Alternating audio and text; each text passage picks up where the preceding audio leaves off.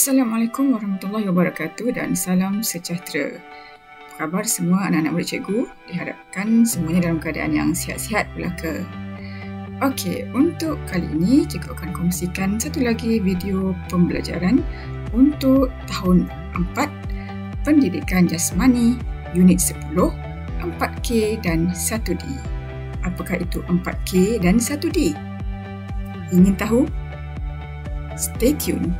Sila duduk, jangan lari. Okey, 4K 1D seperti yang kamu lihat di atas, 4K 1D. Bukannya 4 wheels drive, bukannya kereta pacuan 4 roda. Okey, K yang pertama ialah kapasiti aerobik. K yang kedua ialah komposisi tubuh. K yang ketiga, kelenturan. K yang keempat ialah kekuatan otot. Dan satu-satunya D ialah daya tahan otot. Kita lihat K yang pertama iaitu kapasiti aerobik. Kapasiti aerobik ialah kemampuan jantung untuk melakukan sesuatu aktiviti dalam satu tempoh masa yang lama secara berterusan. Aktiviti yang dimasukkan di sini contohnya seperti jogging, berenang dan berbasikal. Tempoh masa melakukan aktiviti tersebut sekurang-kurangnya 30 minit dan dilakukan secara berterusan. Okey, cikgu bagi satu contoh. Sekiranya kamu jogging sejauh 10 km tetapi setiap 500 meter kamu berhenti berehat. Berehat 15 minit, kemudian kamu sambung semula aktiviti jogging kamu. Kemudian rehat lagi 15 minit dan sambung lagi aktiviti jogging kamu. Adakah itu dapat mengukur kapasiti aerobik kamu? Sudah tentu jawapannya tidak, kerana ia dilakukan tidak berterusan. Okey, untuk mengukur kapasiti aerobik, sesuatu aktiviti itu mesti dilakukan secara berterusan sekurang-kurangnya 30 minit. Dan aktiviti tersebut mestilah mempunyai intensiti yang tinggi seperti jogging, berenang, berbasikal, mungkin kembara di hutan dan juga mendaki bukit. Individu yang mempunyai tahap kapasiti aerobik yang tinggi adalah lebih bagus berbanding mereka yang mempunyai tahap kapasiti aerobik yang rendah. Dan untuk melihat tahap kapasiti seseorang, ianya boleh dilihat berdasarkan pengiraan kadar nadi pemulihan. Okey, nadi pemulihan ialah beza antara denyutan nadi sejurus tamat aktiviti dengan denyutan nadi selepas tamat aktiviti dalam tempoh 1 minit selepas aktiviti.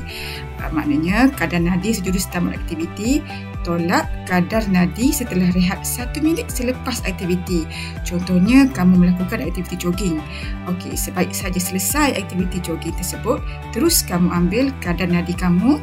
Okey, jika masih ingat, kadar nadi boleh diambil pada dua bahagian ya. Nadi radial dan juga nadi kinetik. Okey, seterusnya kamu ambil kadar nadi sejurus tamat aktiviti lebih kurang 10 saat. Okey, kemudian 1 minit selepas itu, kamu ambil sekali lagi kadar nadi kamu setelah rehat 1 minit. Okey, dan kemudian kamu tolakkan. Kadar nadi yang awal tadi, kamu tolakkan dengan kadar nadi yang kamu ambil setelah kamu rehat selama 1 minit. Di sini cikgu ada sediakan satu contoh berkaitan nadi pemulihan.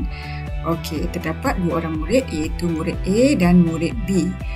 Katakanlah mereka telah selesai melakukan aktiviti jogging.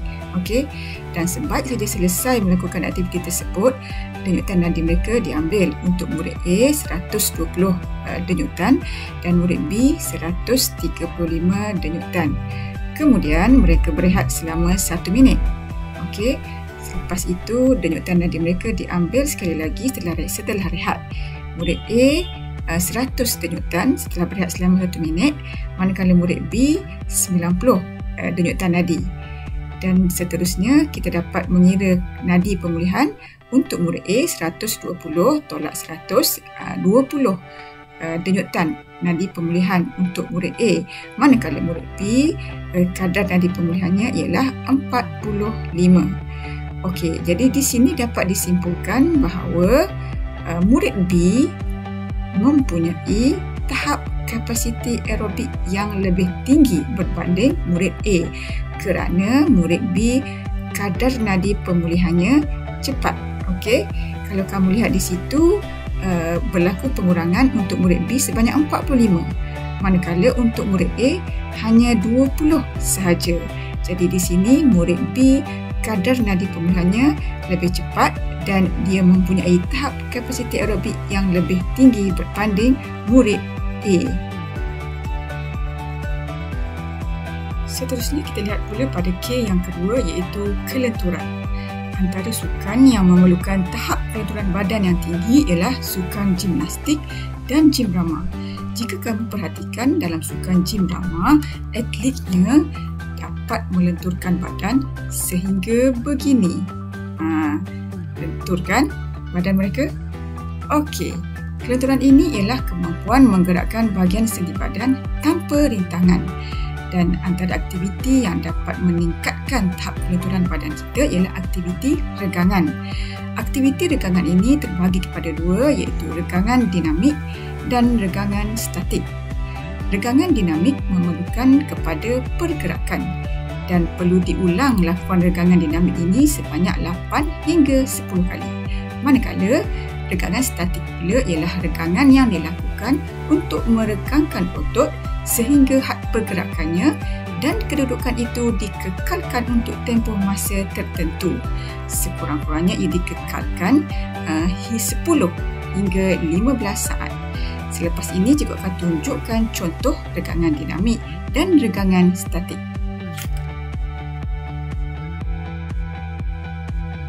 Okey, ini merupakan antara contoh regangan dinamik di mana regangan dinamik memerlukan kepada pergerakan yang diulang-ulang sekurang-kurangnya sebanyak 8 hingga 10 kali. Berbeza dengan regangan statik di mana regangan statik pergerakannya dikekalkan untuk tempoh masa tertentu.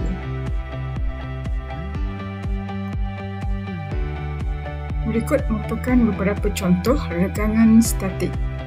Jika dilihat pada gambar nombor 2, itu merupakan regangan statik untuk bahagian otot quadricep, iaitu paha depan.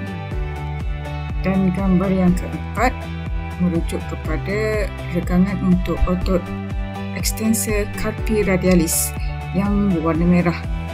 Ototnya berada di bahagian lengan. Okey, seperti yang telah dinyatakan tadi, regangan statik ini dilakukan sehingga had pergerakannya dan kedudukan itu dikekalkan untuk tempoh masa tertentu. Sebagai contoh, dikekalkan sehingga 10 hingga 15 saat.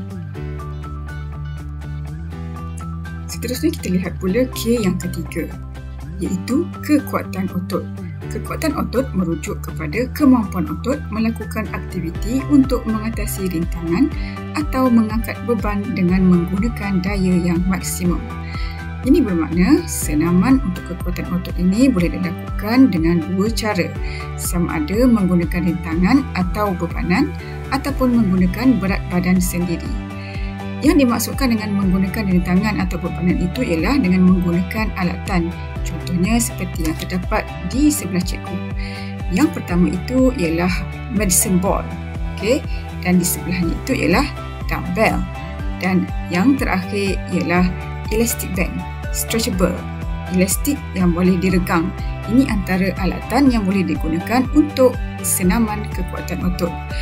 Manakala antara senaman kekuatan otot yang menggunakan berat badan sendiri ialah aktiviti tekan tubi, bangkit tubi dan mendagu. Seterusnya cikgu akan tunjukkan contoh senaman kekuatan otot. Berikut merupakan antara contoh senaman kekuatan otot, iaitu tekan tubi, mendagu dan bangkit tubi. Dan kekerapan ulangan untuk aktiviti atau senaman kekuatan otot ini sebenarnya lebih sedikit berbanding dengan senaman untuk daya tahan otot yang akan kita lihat sebentar lagi. 1D yang dimaksudkan di sini ialah daya tahan otot.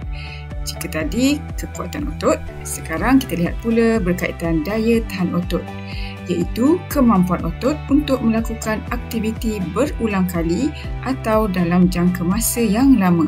Bermakna otot kamu dapat melakukan aktiviti dalam tempoh masa yang lama. Senaman untuk daya tahan otot lebih kurang sama dengan senaman untuk kekuatan otot.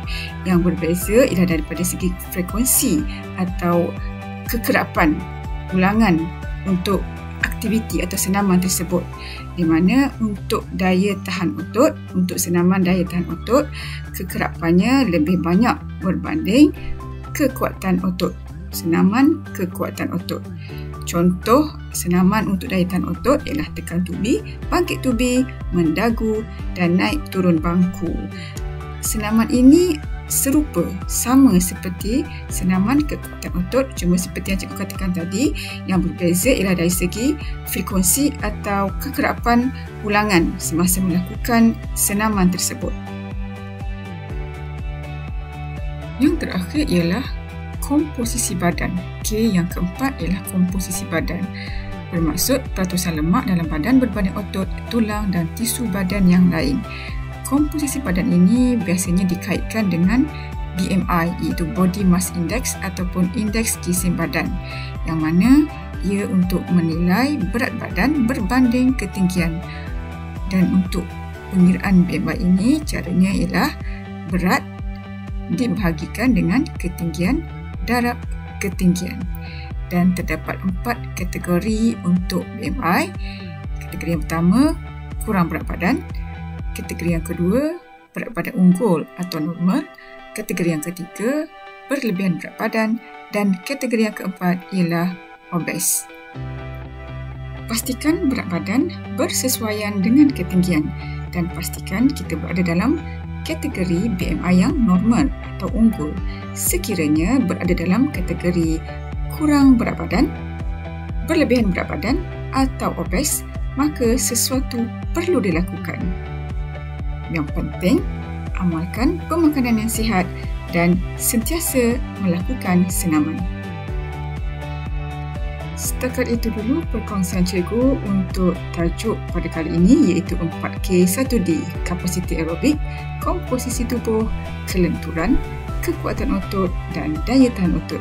Diharapkan melalui video ini kamu akan lebih jelas lagi, lebih memahami berkaitan tajuk 4K1D.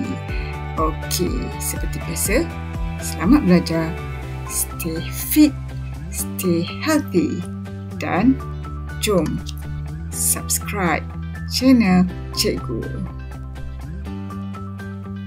Assalamualaikum.